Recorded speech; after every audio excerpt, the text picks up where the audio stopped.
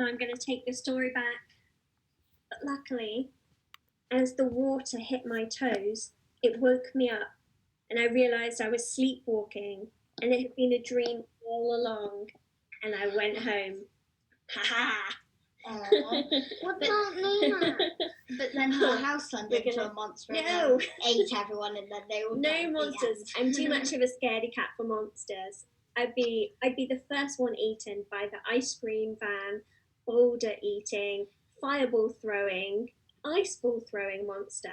So I'm gonna say it was all a dream. That was great. So we just wrote a really crazy, silly story with no preparation. So I know you guys are all really imaginative, which is fantastic, because we're going to work on a really imaginative story for the rest of our session today. Okay, so I'm going to play you.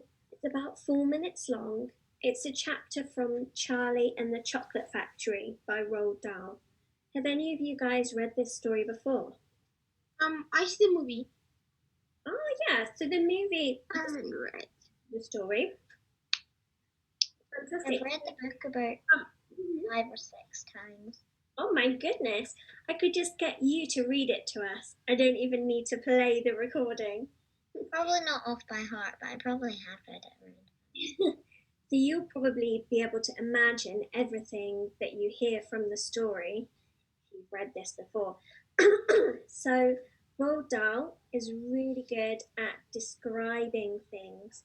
He uses lots of interesting words to really create an image for the reader, which makes his books super popular.